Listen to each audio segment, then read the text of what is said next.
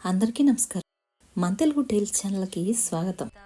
మధుర మీనాక్షి అమ్మవారి దేవాలయం అష్టాదశ శక్తి పీఠాల్లో అత్యంత ప్రముఖమైనది. ఇప్పటిదాకా మీరు ఎన్నో మధుర మీనాక్షి అమ్మవారి వీడియోస్ చూసే ఉంటారు.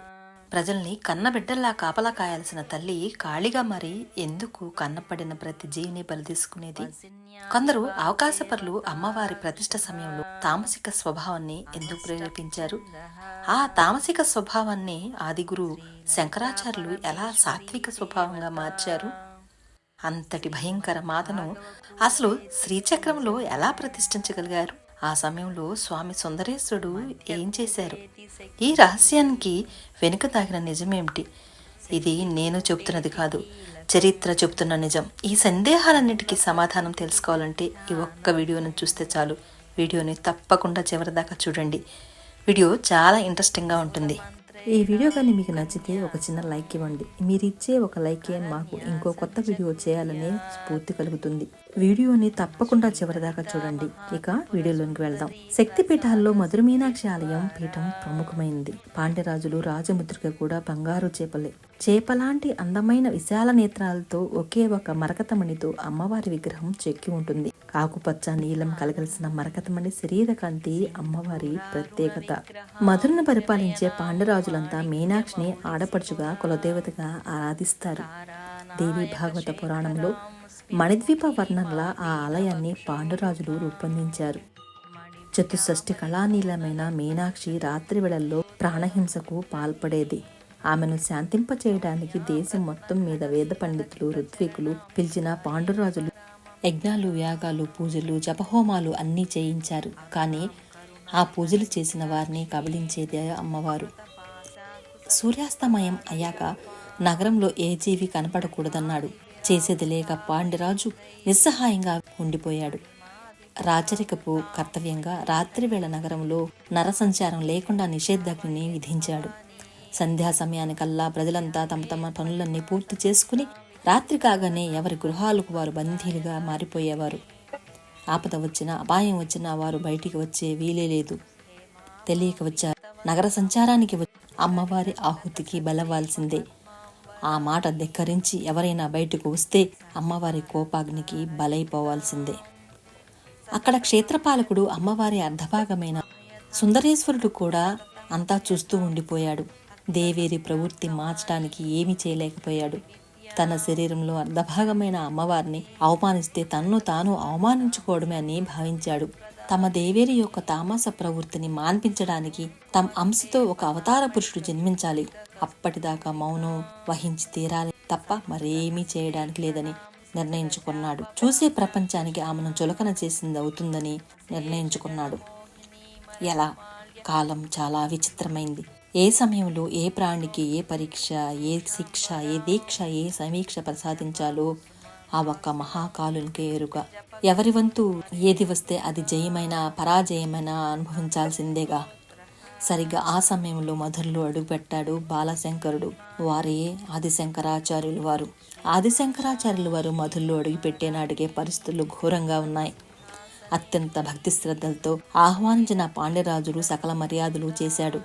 అద్భుత తేజస్తో వెలిగిపోతున్న యువ బ్రహ్మచారి అయిన ఆదిశంకరాచార్యులు, నేను ఈ రాత్రికి మధుర మీనాక్షి ఆలయంలో ధ్యానం చేసుకుంటాను అని చెప్పాడు. ఆ మాటలు విన్న పాండ్యరాజు ఒక్కసారిగా గుండె బద్దలైనంత పనైంది.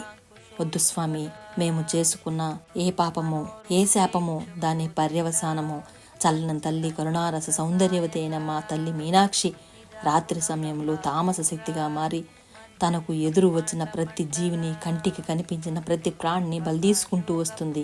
అందుచేత అంతఃపురంలోనే మీకు ధ్యానానికి సంబంధించి అన్ని ఏర్పాట్లు చేస్తాను. మీరు ఆలయంలోనికి రాత్రి వేళ అడుగు పెట్టవద్దు. అసలు అంతఃపురం నుండి ఎవరూ బయటకు వెళ్లరు. పొరపాటుగా బయటికి వస్తే ఇక మరునాటికి వారు లేనట్టే లెక్క అని పాండ్యరాజు వేడుకొన్నాడు. ఆదిశంకరాచార్యులు పాండ్యరాజును శతవిధాలా సమాధానపరిచాడు. రాజ్యంలో జరుగుతున్నదంతా వివరంగా చెప్పాడు. అంతా విన్న శంకరాచార్యులు సన్యాసులకు గృహస్థుల భిక్ష స్వీకరించే వరకే ఉండాలి, కానీ ఆ తర్వాత ఆ ఇంట ఉండరాదని చెప్పి జగన్మాత అయిన మీనాక్షి అమ్మవారిని మనసారా ధ్యానం చేసుకుంటే తప్ప నా మనసుకి తృప్తి కలగదు. నాకు అడ్డు చెప్పవద్దు అన్నారు. ఆలయానికి వెళతాను అని బయలుదేరారు. దివ్య తేజస్తో వెలిగిపోతున్న ఆ బ్రహ్మచారిని ఇక చూడలేనేమో అని పాండ్యరాజు ఆవేదన చెందాడు. ఆదిశంకరాచార్యులను ఆలయంలోనికి తీసుకువెళ్లి తిరిగి అంతఃపురానికి వెళ్ళాడు మహారాజు.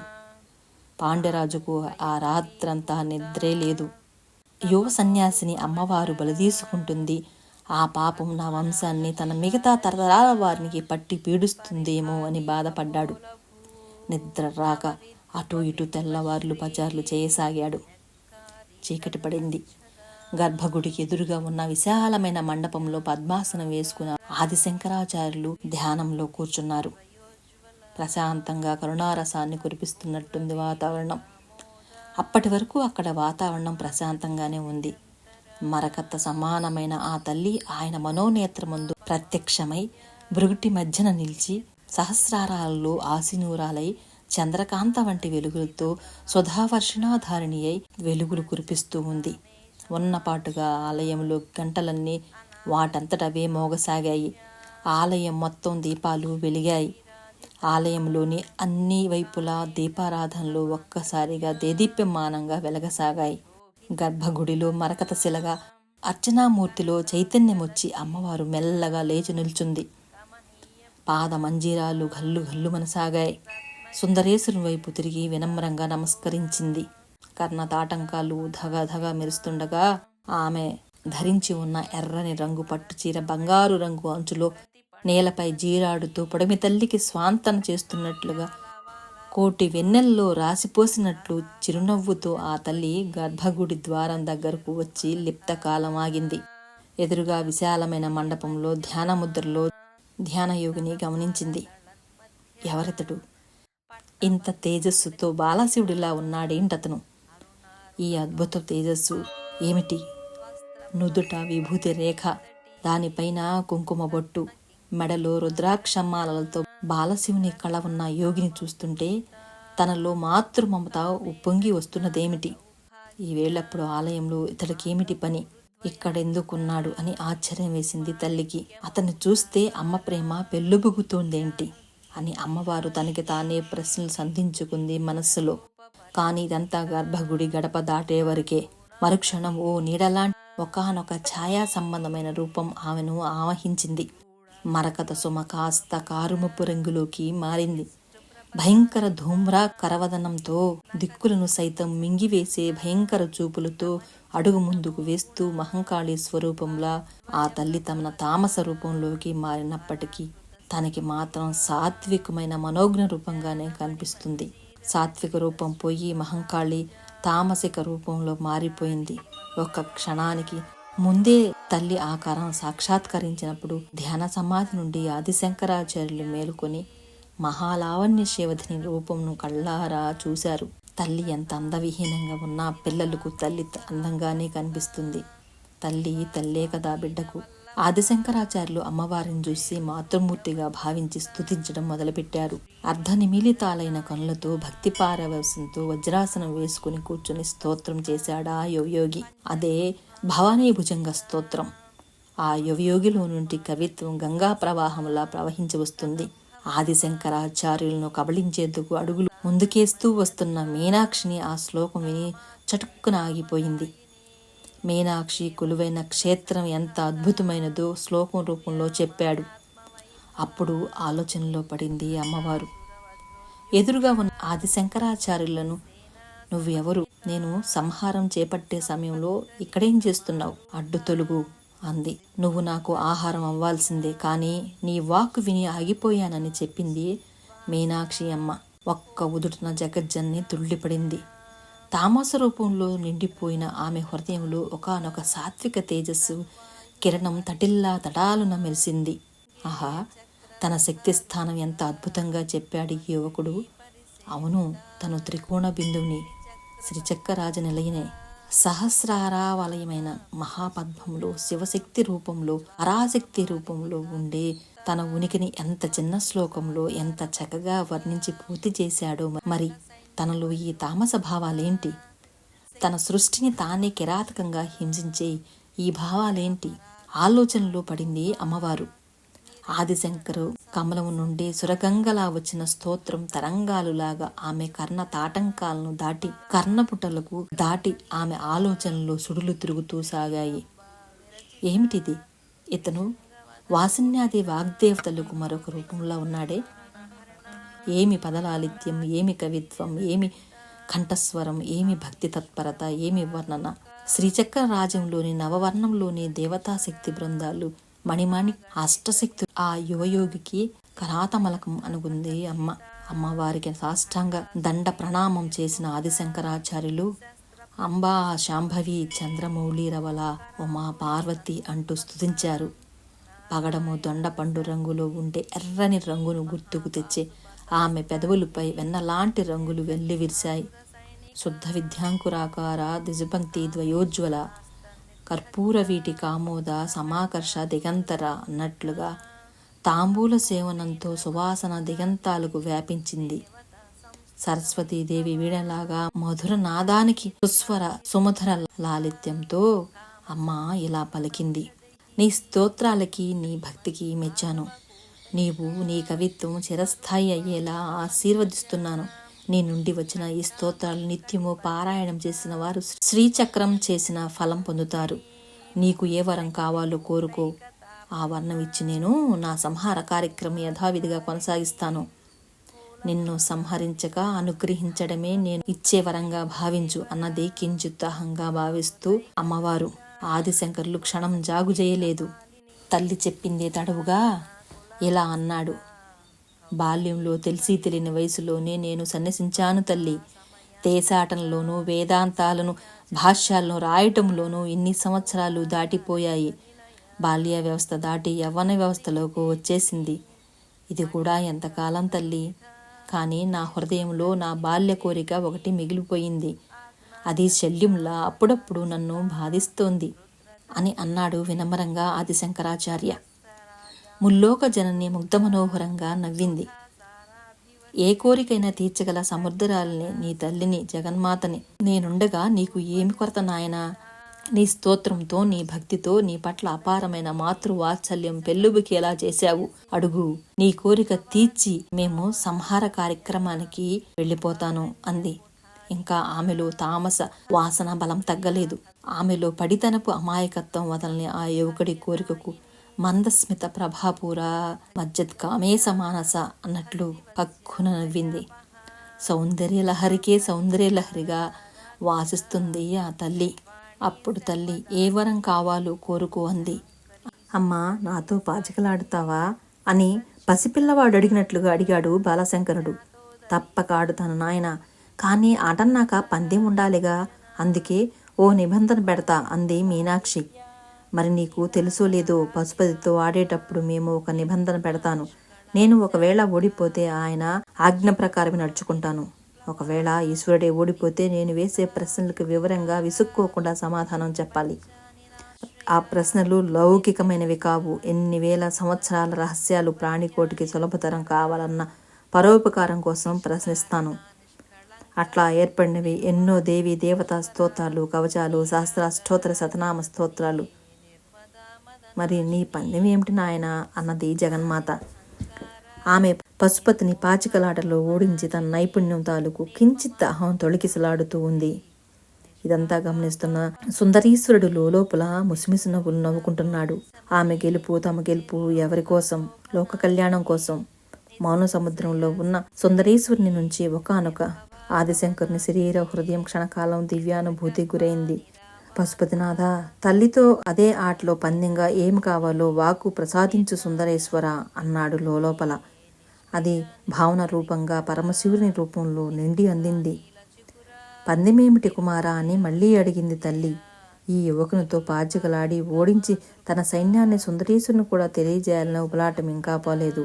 అదే సమయంలో పరమేశ్వరుడి నుంచి ఒక కాంతి కిరణం మెరుపులా వచ్చి ఆదిశంకరునిలో ప్రవేశించడం ఆ తల్లి గమనించలేదు. తల్లి, నేను ఒక సన్యాసిని.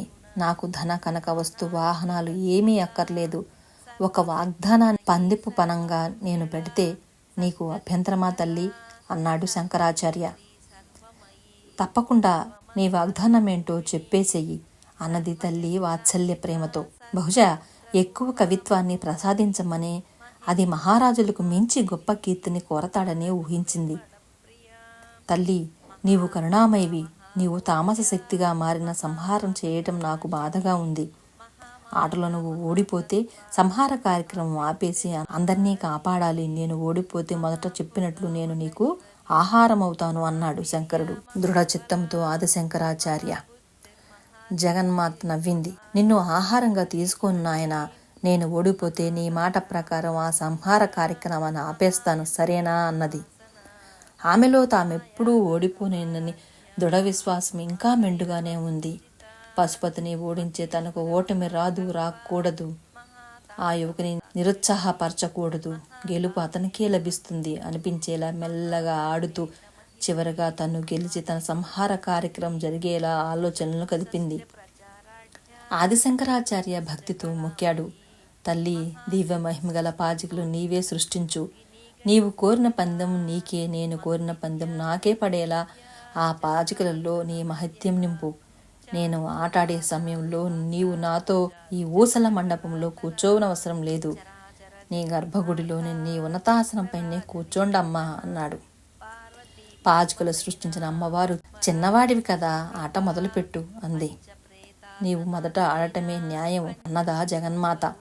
ఆమె హృదయంలో మాత్రం, సుందరేశ్వర, నీ అర్ధాంగినైన నాకు ఓటమి ఉండకూడదు. నీ దగ్గర నేను ఓటమి ఎన్నడూ చూడలేదు. ఈ బిడ్డ దగ్గర ఓడిపోతే నాకు చిన్నతనంగా ఉంటుంది. ఇక మీ ఇష్టం మరి అని అన్నది. సుందరేశ్వరుడు చిరునవ్వుతో ఆశీర్వదించాడు. పరమేశ్వరునితో తప్ప మరెవరితోనూ పాచికలాడిన తల్లివి. సాధారణ మానవుడైన నాతో ఆడటానికి అంగీకరించావు. అందుకని ఈ రాత్రి జరుగుతున్న వర్తమాన కాలం చాలా విలువైనది, మహత్తరమైనది అన్నారు ఆదిశంకరాచార్యుల వారు. నీ లలితా సహస్రనామంలోని కొన్ని నామాలు, వాటి అర్థాలు ఆలోచిస్తూ ఈ క్షణాలకు ఒక అద్భుతమైన పవిత్రత, ప్రయోజకత కూడా చేకూర్చుకుంటాను. నీ నామాలు పలుకుతూనే ఆడతాను. అభ్యంతరమా తల్లి? అలాగని ఆటలోని ఏమరపాటును చూపను.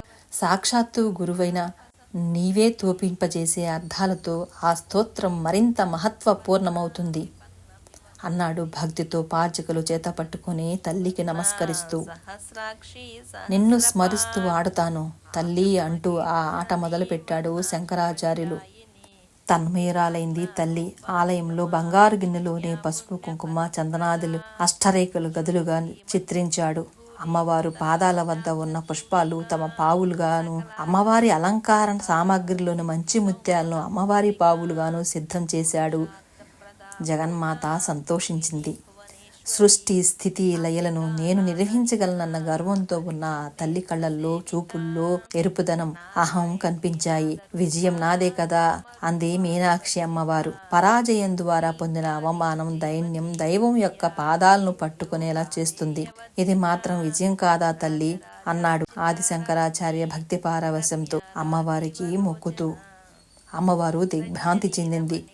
నాయనా, నీ ప్రతి అక్షరము ఓ కవిత్వమై, ఆ ప్రతి కవిత స్తోత్రమై, ఆ స్తోత్రం ప్రతిదీ శృతి సమ్మతమై, వేదమై, వేదవాణి అయి అలరారునుగా కానీ దీవించింది.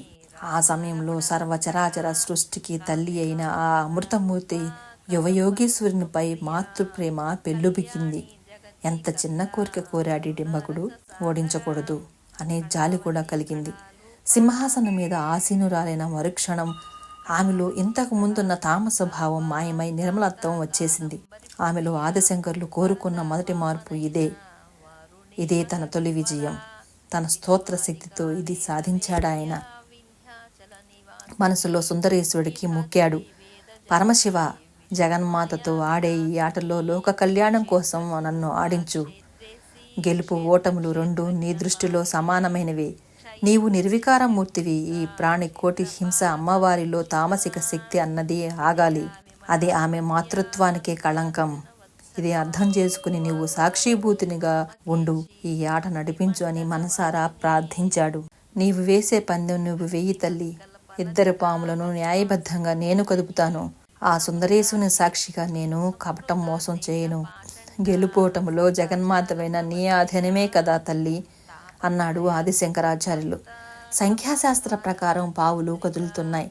సంఖ్యలకు, అక్షరాలకు అవినాభావ సంబంధం ఉంది. అమ్మవారికి ఆటలో ఆసక్తి పెరిగింది. ఇరువురు పావులు న్యాయబద్ధంగా కదులుతూ ఉన్నాయి. తాటంక యుగుళీభూ ఆ తల్లి తాటంకాలు కాంతి సూర్యచంద్రాదులు తేజోవలయాలలాగా కనిపిస్తున్నట్లుగా ఆదిశంకరాచార్య అమ్మవారి స్తోత్రం చేస్తున్నాడు. వింధ్య వందారు జనవత్సల వాగ్వాదిని వామకేసి వహిని మండల వాసిని అన్నాడు. ఆ తల్లి నవ్వింది. విజయం అంటే నాదే కదా కుమారా అన్నది ఆట మధ్యలో ఆపి కించిత్ గర్వంగా. విజయం పరంపరలో మనుషులు మత్తు పెరిగినట్లుగానే పెరుగుతూ కనిపిస్తుంది. సృష్టి స్థితి లయలను నిర్వహించాలన్న గర్వంతో ఆ తల్లి నయనాల్లో చూపుల్లో ఎరుపుదనం అహం కనిపించాయి ఆదిశంకరాచార్యులకి. విజయం నాదైనా నీదైనా రెండూ ఒకటే తల్లి. నీలో నుంచే కదా నేను ఉద్భవించాను. నాలో నీవే ఉన్నావు. ఒక నాణానికి బొమ్మ బొరుసలాగా జీవుడు దేవుడు ఉన్నాడనుకుంటే ఎంత ఆనందంగా ఉంటుందమ్మా. విజయం అంచుకు చేరుకున్న వ్యక్తి లిప్తపాటులో అపజయాన్ని చూస్తాడు. విజయలక్ష్మి చివరి క్షణంలో ఎవరిని వరిస్తుందో, నీవు గుప్తయోగినివి. గుప్తకర యోగినికి గోప్యాన్ని తెలుసుకున్న వారికి విజయమైన పరాజయమన ఒకటే కదా అమ్మా. పరాశక్తి నీ శక్తి స్వరూపమే. ఆ పరాజయము ఎంతటిని అందిస్తుంది, అంతటి పట్టుదలని కూడా ఇస్తుంది. ఆ పరాజయం కారణంగా పొందిన అవమానం దైన్యం దైవం యొక్క పాదాలను పట్టుకునేలా చేస్తుంది. ఇది మాత్రం విజయం కాదా తల్లి అన్నాడు ఆదిశంకరుడు భక్తి పారవశంతో అమ్మవారికి మొక్కుతూ. అమ్మవారు దిగ్భ్రాంతి చెందింది. ఆదిశంకరుడు అమ్మవారి వైపు చూస్తూ, ధన్యుడిన తల్లి, నా ప్రతి చర్యలో నువ్వే అంతర్లీనమైతే చాలు తల్లి. ఆ బ్రహ్మకీట జనని ఈ క్షణంలో నిర్వాణ శతకము అనే కవిత నాలో శ్లోక రూపంలో పెళ్ళుకి వస్తుంది. మీ ఆశీస్సులతో అతి కవిత్వంగా నా హృదయంలో రూపుదిద్దుకుంటుంది అంటూనే నిర్వాణ శతకంలోని 5 శ్లోకాలను ఆసువుగా చెప్పేశాడు. చిదానంద రూపం శివోహం శివోహం అంటూ స్తోత్రం సాగుతూనే ఉండగానే రాజనగరిలో తెల్లవారుజామైంది. ఆ గుర్తుగా మేల్కొలుపు నగారా మోగింది. అమ్మవారు తుళ్ళిపడింది. ఈ యువయోగి హృదయంలో పడి గమనించనే లేదు. త్వరగా జాము గడిచింది. తల్లి ఇంకా కొద్దిగా ఆట ఉంది. నీవు విశ్వసాక్షివి, సాక్షివర్జితువు కూడా అని అన్నాడు. విశ్వానికి సాక్షినైన నేను సాక్షివర్జితగా ఎలాగవుతున్నానో చెప్పగలవా అని అడిగింది పరమేశ్వరి. జగజ్జనని అతని నోటి వెంట ఆ నామాలు వినాలని కుతూహలంతో అడిగింది. తల్లి, రెప్పపాటు లేనప్పుడు సృష్టిని కాపాడటం, రెప్పపాటు జరిగినప్పుడు సృష్టిని ఖననం చేయటం రెండూ మీ ప్రక్రియలే కదా తల్లి. సర్వ విశ్వానికి సాక్షినివైన నువ్వు ప్రాణులకు కాలం తీరినప్పుడు నీ సువిశాల నయనాల కనురెప్పల క్షణకాలం రెప్పపాటుతో మూసుకుని సాక్షి వర్జితమవుతావు. అలా చేయకపోతే నీ సృష్టిలో నియమాన్ని నువ్వే ఉల్లంఘించినట్లు కదమ్మా. ఎక్కడో కదులాడుతున్న ఒక మధురానుభూతి, ఒక మాతృ మమత ఆ యువకుణ్ణి చూసినప్పటి నుంచి తనలో కదులుతూనే ఉంది. తనతో 3 గంటలు ఆడినది ఆట కేవలం వినోదమా? విఘ్నేశ్వరుడు షణ్ముఖుడిలాగా ఈ జన్మలోనూ తన బిడ్డ ఆట పూర్తి కాలేదు. ఈరోజు సంహార కార్యక్రమం ఆగిపోయింది. తనలో తామసిక శక్తి మరుగే సాత్విక శక్తి, అపార శక్తి జాలువారుతూ ఉంది. ఇక బ్రహ్మముహూర్తం కాలం వస్తుంది. ఆలయ పూజారులు వస్తారు.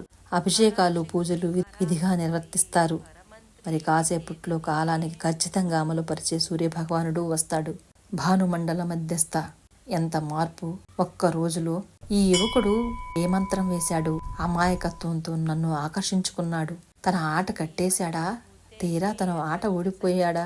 పశుపతిని ఓడించిన తాను ఈ యువకుడి చేతిలో ఓడిపోతే ఈ సంహార శక్తి ఆపేయాలి అని మనసులో అనుకుంటూ ఇక ఆట మీద దృష్టి కేంద్రీకరించింది అమ్మవారు.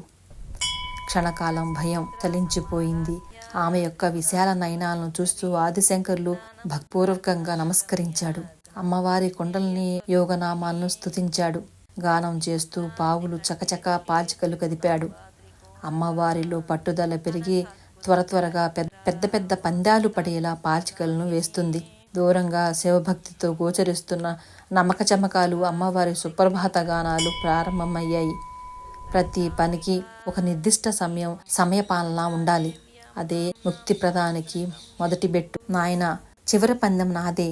నా పావులన్నీ మధ్యగడిలోకి వచ్చాయి అంది అమ్మవారు సంతోష తరంగాలతో తేలియాడుతూ.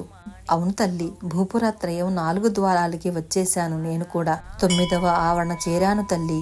నీవు బిందువులో యథాస్థానంలో బిందువుగా కూర్చున్నావు. నీవే గెలిచావు తల్లి. నీ చేతిలో ఓటమి కంటే నీ బిడ్డకు కావలసిన కైవల్యం ఏమందమ్మా? జగన్మాత చేతిలో ఓటమి కూడా గెలిపే. తల్లిలాంటి ప్రత్యక్ష ఆట ఎవరికి దక్కుతుంది అని అన్నాడు దివ్యపాచికలు అమ్మవారి ముందు పెడుతూ. నేను గెలిచాను, మరి నా ఒప్పందం ప్రకారం నా సంహారం నేను కొనసాగిస్తాను. జగన్మాత అయిన నాతో పాచికలాడి పునర్జన్మ లేని మోక్షాన్ని సాధించుకున్నావు నాయనా అంది అమ్మవారు. అవును తల్లి, ఆటపరంగా విజయం మీదే. కానీ తల్లి, ఆట వైపు ఒక్కసారి తెరియారా చూడమ్మా. సంఖ్యాశాస్త్రం పరంగా అక్షర సంఖ్యాశాస్త్రంగా మారి మంత్రశాస్త్ర పరంగా గెలుపు నాది అన్నాడు దృఢస్వరంతో. అమ్మవారు ఎదుటి సంఖ్యాశాస్త్రంగానా శాస్త్రపరంగాను ఏర్పరిచిన అయోమయ స్థితులు, నవభ్రమణాలతో కూడిన శ్రీచక్ర రూపంలోని ఉగ్ర బీజాలు మాయమై మీలోని తామస శక్తి మటుమాయమైంది. శ్రీచక్రం మీ దేహమైతే సహస్రనామావళి నీ నామాలే. మీ అపార కరుణతో ఈ రాత్రంతా నా తపస్సు ధారపోసి నేను ఏర్పరిచిన ఈ శ్రీచక్ర రాజుని నీవు తిరస్కరించావా? నీవు చేసిన సృష్టిని, నీ ఉనికిని నీవే అర్ధరహితమని నిరూపిస్తావా? అలాగే చేస్తే ఆస్తికత ఉండక నాస్తికత ప్రబలుతుంది. సర్వ సృష్టి జడత్వంలోకి తమస్వంలోనికి జారిపోతుంది అంటూ క్షణకాలం ఆగాడు ఆదిశంకరాచార్యులు. దిగ్భ్రాంతి చెందిన అమ్మవారు మండపంలోనికి దృష్టి చారించింది. కోటి సూర్యకాంతితో శ్రీచక్రం అక్కడ ప్రతిబింబిస్తుంది. తాను చతుషష్ఠి కళలో షడాకార కళలతో బిందు త్రికోణ రూపిణిగా కొలువై ఉంది. అద్భుతంగా తనను శ్రీచక్రంలోనే బంధించాడు. కాదు కొలువు చేయించాడు. గెలుపు తనదా కాదు, అది కేవలం యోగిదే. ఆదిశంకరుడు, అమ్మా, నా మీద ఆగ్రహించకు. ఆగ్రహం వస్తే నన్ను ఒక్కడినే బలి తీసుకో. నాకు నీకు సాక్షిభూతుడు సుందరేశ్వరుడు ఉన్నాడు. ఆ పరమశివుణ్ణి కూడా పిలుద్దాం. న్యాయ నిర్ణయం ఆ స్వామే చేస్తారు. ఇంద్రకూప పరీక్షిత్తైన తల్లి చూసింది సుందరేశ్వరుని వైపు. అప్పుడు చూసింది సుందరేశ్వరుని వైపు. పశుపతినే పాచికల్లాడలో ఓడించిన జగజ్జనైన నేను ఈరోజు ఈ బిడ్డ చేతిలో ఓడిపోవడం ఏమిటి అనుకుంది. ఓసారి నీ పాదాల వద్ద నుండి మండపంలో చిత్రీకరించిన ఆ ఆట చిత్రం వరకు నీ విశాల నయనాలను చల్లని దృష్టిని సారించు తల్లి. 9వ ఆట ప్రారంభించాను, గుర్తుందా తల్లి? నీవు నాకు ప్రసాదించిన ధారణాశక్తితో మనిద్దరం పందాలు ఒక్కటి కూడా తప్పిపోకుండా ఏకరువుగా పెడుతున్నాం తల్లి. ఒక సంఖ్య, ఒక అక్షరం పొల్లుపోదు. తప్పు తడబాటు నాకు రాదు. సంఖ్యలకు సరియకు బీజాక్షరాలను చూడు తల్లి. 44 కోణాల్లో 9 ఆవరణలు కలిగిన శ్రీచక్రరాజ చిత్రమును ఈ ఆట రూపంలో చూడమ్మా. మాతృక వర్ణ రూపిణివైన నీవు ఒక్కసారి పరికించి చూడు. పందెపు సంఖ్యను సరిగ్గా సరిపోయేలా సాత్విక బీజాలను సంఖ్యాశాస్త్రపరంగా ఏర్పరిచాను. ఏ పొరపాటు రానియకుండా న్యాయబద్ధంగా పావుల్ని కదిపాము. ఆటల్లో అన్యాయం చేయలేదు. అందుకు సర్వేశ్వరుడే సాక్షి. పంచభూతాలు, సర్వదేవతలు, గణాలు సాక్షి బిందువులు మొదలు భూపుడత్రయం వరకు ప్రతి ఆవరణకు ఒక ప్రత్యేక అధిష్టాన దేవత, ఆ దేవతా శక్తులు పర్యవేక్షిస్తూ ఉన్నాయి. అకారాది సకారాంత దేవతా శక్తి స్వరూపాలకు వారి వారి ఆహార్యాలు, ఆయుధాలు, శరీర పూల రంగులతో సహా ఆయా ఆవృతంలోని పర్యవేక్షితులైన ముద్ర దేవతలను, నవరస అధిష్టాన దేవతలను, దేవీ స్వరూపాలను, యోగిని దేవతలను, శ్రీచక్రాలను, బీజాక్షరాలను నిలిపాను. ఒక్కసారి పరికించు తల్లి. షట్చక్రాలలో శ్రీచక్రాచనే కదమ్మా. యంత్రాల్లోని ఉగ్ర బీజాలను తొలగించి కొత్తగా సాత్విక బీజాక్షర సహిత శ్రీచక్ర బీజాక్షరం చేస్తూ వస్తున్నాను. ఈ కార్యక్రమంలోని భాగంగా తల్లి నీతో ఈ పాచికలాడాను. సంఖ్యాశాస్త్ర పరంగా అక్షరాలను సమీకరించి నిన్ను స్తోత్రం చేస్తూ నీ ఆశీస్సులతో వాటిని ప్రాణ ప్రతిష్ఠ చేశాను తల్లి. అది మీ ముందున్న బిందు త్రికోణ వాసుకోణ శిదిశ ప్రాక్టియుక్తం. ఏమిటి వింత స్వామి అంటూ అమ్మ కించిత్ లజ్జ, కించిత్ బేలగా చూసింది మధుర మీనాక్షి. ఈ యువకుడు అద్భుత రీతిలో సంఖ్యల్లో అక్షరాలను శ్రీచక్రం చేశాడు. సర్వ మానవాళికి శ్రేయోదాయకంగా ప్రసాదించాడు. స్వామి సుందరేశ్వర, ఏమి ఈ కర్తవ్యం? అమ్మవారు ఆర్తిగా పిలిచింది. సుందరేశ్వర, నా యుక్తిని నీవు సమర్థిస్తావో క్షమిస్తావో అంతా నీ ఇష్టం అంటూ ప్రార్థిస్తూ ఆదిశంకరాచారి సౌందర్య లహరిలో తాను కీర్తించిన శివానంద లహరిగా కీర్తించిన శివుని రూపం తన తండ్రిగాను క్షమాపణ వేడుకుంటూ శివ అపరాధ క్షమాపణ స్తోత్రం గంగారు జరిలా వరకలేసింది. ఆ స్తోత్రం అయ్యేదాకా మౌనంగా ఉన్న నిర్వికారమూర్తి సుందరేశుడు అప్పుడు కళ్ళు తెరిచాడు. ఒకవైపు అహం తగ్గిపోయిన ఆర్తితో దేవేరి పిలుస్తోంది. భక్తుడు మరొక వైపు పిలుస్తున్నాడు. సర్వదేవి దేవతా గానాలు ఆ స్వామి తీర్పు కోసం ఎదురు చూస్తున్నారు. శివుడు కళ్ళు తెరిచాడు. ఒక్క నవ్వు నవ్వాడు. నందీశ్వరుడు ఒక్కసారి తలను విదిల్చి రంకేశాడు. మధుర పట్టణమంతా మారుమోగింది ఆ రంకెకి. ప్రమదగణమంతా అప్రమత్తమై స్వామి వెంట కదలడానికి సిద్ధమయ్యాయి. ఒక్కసారిగా కైలాసం వదిలి కాశీకి వచ్చింది. ఆలయ గంటలు ఒక్కొక్కటి మోగసాగాయి. ఒక్కసారి నక్షత్రమాల స్తోత్రం చేశాడు శంకరుడు. ఆయన నోటి వెంట సురగంగా జ్వాలల జలపాతంలా స్తోత్రాలు వస్తున్నాయి. ఈశ్వరుణ్ణి సర్వదేవతా ప్రమదగణాలతో సాక్షిగా మీనాక్షి మండపంలో సాక్షాత్కరించాడు. దేవి అన్నాడు పరమశివుడు. మధుర మీనాక్షి వినమ్రంగా లేచి నిల్చింది, చేతులు జోడించింది. అప్పుడు ఆమె మందస్మిత ప్రభాపూర భర్త మజ్జత్ కామేశ మానస భర్త ఆజ్ఞ శిరోధార్యంగా భావించి సాధ్వి సదాశివ పతివ్రత పరమశివుడు ఇలా అన్నాడు. దేవి, నీ అహాన్ని నేను నీ తామస స్వభావాన్ని అదుపు చేయలేకపోయాను. ఎంతలో నిర్దాక్షిణ్యంగా బలయ్యారు. ఈ ప్రాణికోటిని కాపాడేది ఎవరు? నీ తామస శక్తిని ఎవరూ భరించలేరు. నేను ప్రయత్నం చేస్తే నా అర్ధనారీశ్వర శరీరాన్ని అవమానపరచడమే అవుతుంది. అందుకనే సకల దేవతలను నేను సాక్షిభూతులుగా ఉండిపోయాము. నీ తామస శక్తికి అదుపు చేయగల యంత్రాన్ని మంత్రరూపంగా తయారు చేయాలి. అందుకు ఒక కారణ జన్ముడు దిగిరావాలి. అతను మల్లమంటని బాల్యంలో సన్యసించి సర్వదేవతలను సాక్షిగా పొంది ఉండాలి. మంత్రద్రష్టగా మారాలి. నీ అనుగ్రహానికి పాత్రుడై నిన్ను తన మాతృ ప్రేమతో జయించగలగాలి. అందుకే ఆ సమయం కోసం వేచి ఉన్నాను. ఇతడు నా అంశతో జన్మించిన అపర బాలశంకరుడు. ఇతడి సర్వశాస్త్ర పరిజ్ఞానం, ఇతడి కవితాశక్తి అతన్ని ఆసేతు హిమాచలం పరిగించేలా చేసింది. నిరాడంబరంగా సాగింది. అతని హృదయానికి పరమశివుణ్ణి అయినా నాకు మాత్రమే తెలుసు. కాలక్రమేణా మహామంత్ర ద్రష్టలైన కొందరు తమ స్వార్థపూరిత ఆలోచనలతో తామే సర్వలోకాలకు అధిపతులము కావాలని ఈ పీఠంలోని యంత్రాలను మరింత ఉగ్రరూపంలో సంతరించుకునే విధంగా చేశారు. యజ్ఞాలు, హోమాలు, బళ్ళు నిర్వహించి నీలో తామస శక్తిని ప్రేరేపించి ప్రోత్సహించారు. వారు చేసిన పూజలన్నీ నిశాచర సమయంలో కావడంతో నీలో తామస శక్తి పెరిగిపోయింది. వారు పతనమైపోయారు. కొంతమంది మతిభ్రష్టులయ్యారు. కానీ నీలో తామస శక్తి స్థిరపడిపోయింది. లోక కళ్యాణం తప్ప మరొకటి కోరని శంకరాచార్యులు నీలో ఈ తామస శక్తిని రూపుమాపి మాతృమూర్తిగా సర్వ ప్రాణకోటిని రక్షించాలి తప్ప భక్షించకూడదని ప్రతిగా పూనాడు. నీ పీఠాలలో ఉన్న శ్రీచక్రాల్లో సాత్విక రూపాన్ని ప్రతిష్ఠించాడు. నీవు ఆటలో గెలిచిన నైతికంగా ఓడిపోయావు. ఈ శ్రీచక్రము సర్వగృహస్థులకు శ్రేయోదాయకమైంది అని సుందరేశ్వరుడు అన్నాడు. అమ్మవారు దిగ్భ్రాంతి చెందింది. ఈ యువకుడు నిస్సందేహంగా అపార బాలశంకరుడే.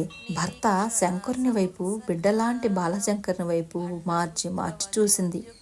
ఇద్దరిలో కనిపిస్తున్న ఈ సర్వశక్తి దర్శనమైనది. అమ్మవారి ముఖంలో ప్రశాంతత చోటు చేసుకుంది. అమ్మవారు భక్తిగా పరమశివునికి నమస్కరించి శంకరాచార్యుని మనసారా ఆశీర్వదించి చిరునవ్వు నవ్వింది. ఆ సమయంలోనే ఆలయంలోనికి వస్తున్నాడు.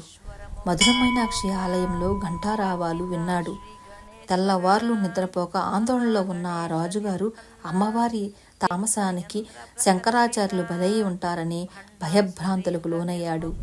రాజుతో పాటు పరివారం పురకన్నెలు పరుగులు తీసుకుంటూ వచ్చారు.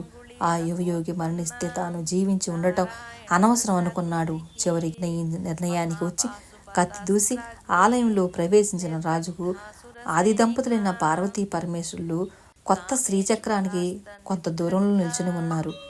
వారిని స్తోత్రం చేస్తూ కొంత దూరంలో నిలబడి ఉన్న ఆదిశంకరాచార్యులు కనిపించారు. పాండ్యరాజు, స్వామి, మీరు జీవించే ఉన్నారా? నన్ను ఘోర నరకంలో పడవేయకుండా చూశావా అంటూ శంకరులను ఆది దంపతులకు మొక్కుకున్నాడు. తల్లి, మళ్ళీ నీ సాత్విక రూపాన్ని కళ్ళారా చూస్తున్నాను అని వారి పాదాలకు అభిషేకించాడు. సుందరేశ్వరుడు, నాయన పాండ్యరాజా, ఇక నీవు ఆవేదన పడవద్దు. ఆదిశంకరులు శ్రీచక్ర ప్రతిష్టతో మీ ఇంటి ఆడపడుచు అయిన మీనాక్షి ఇక రాత్రివేళ ఇలా తామస శక్తిగా మారదు. శ్రీచక్రమును ప్రతిష్ఠించిన దర్శించిన న్యాయబద్ధం నెరవేరుతాయి.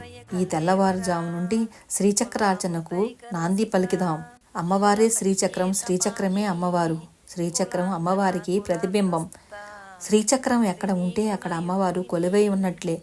గృహాల్లో పవిత్రంగా ఉంచుకుని నియమనిష్టలతో ఉంటే అమ్మవారిని పూజించినట్టే. పాండ్యరాజును అమ్మవారు ఆశీర్వదించింది. ఆదిశంకర్లు చిత్రించి ప్రాణప్రతిష్ఠ చేసిన శ్రీచక్ర మధుర మీనాక్షి ఆలయంలో భూమిలోనికి వెళ్ళి ప్రతిష్ఠ అయిపోయింది.